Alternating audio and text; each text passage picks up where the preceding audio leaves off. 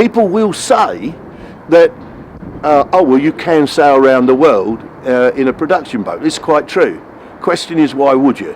Why would you ever take that risk with your crew and family? There's no more catastrophic event in a sailing yacht than when she loses her keel.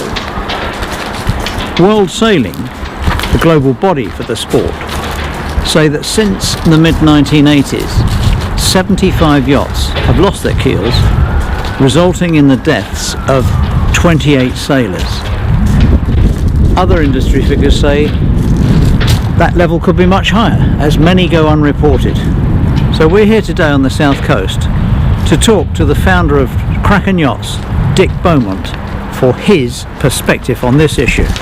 Morning, Dick. How are you? Nice to see you. You all right? Hi, Dick. Yeah. I believe that principally the problem is that most boats, nearly all boats that are built today, are built with bolt-on keels, and that if that keel separates from the hull, that leads to the catastrophe that Dick has just described.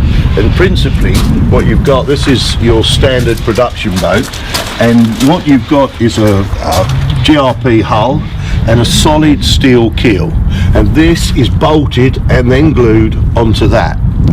This is to some extent flexible, that is totally solid. And as we know with any pair of shoes that's ever fallen apart, that's where the problem lies, in the difference of the flexibility between this and that.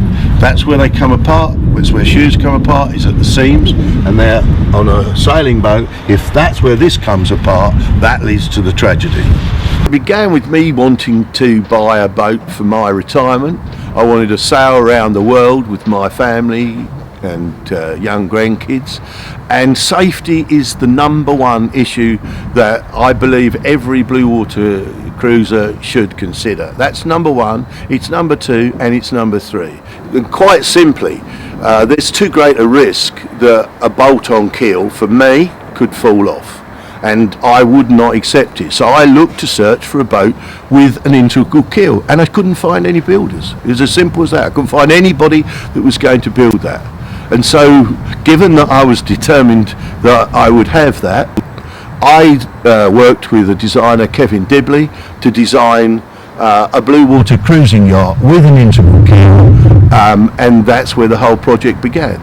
It was once we'd started doing that and talking to many cruisers, I realised the gap in the market and how many people really were interested in what we were doing. So I decided to form the company, and then from there we developed the Zero Keel, and that has led us to where we are today. There are 5,000 yachts moored on the Hamble. Are you telling me none of them are fit for purpose? No, that's not the issue. The issue is that there are horses for courses. If you want a boat to go and sail around the world in, you are presented with a different set of circumstances from one if you keep it in the marina here. The big issue is if you run aground hard in a yacht with a bolt-on keel, because that's not a statistic that can be engineered into a boat. If you run onto the hard here, you can be hauled out anywhere along the south coast, most of Europe, within a few hours. If you're sailing around the world and you're in Papua New Guinea or you're in Indonesia or in the South Pacific, actually you can wind up being 5,000 miles from somewhere that you can get hauled out and have that same inspection carried out, which means that you may have to go several weeks or even months sailing in a boat that has got a fatal flaw.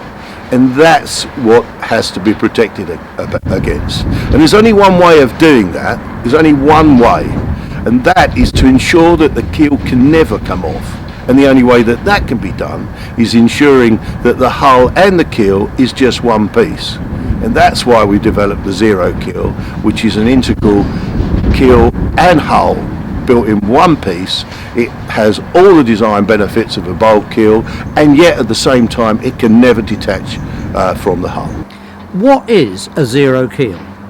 Yeah, the Zero Keel is so named because it has zero chance of ever coming apart from the hull. There's nothing unique about a hull and keel being integral and the keel being therefore part of the hull. But what is unique is that prior to the zero keel, you had to accept certain deficiencies in an integral keel to have the fact that they were bonded together. But zero keel has been designed to overcome that. So you have all of the benefits of the increased stability generated by a bulb. You have all of the hydrodynamic benefits of a bulb keel, and yet you take none of the risks of it ever coming off. The hull and keel is one piece. Why is no one building integral keels? Essentially, it's cost.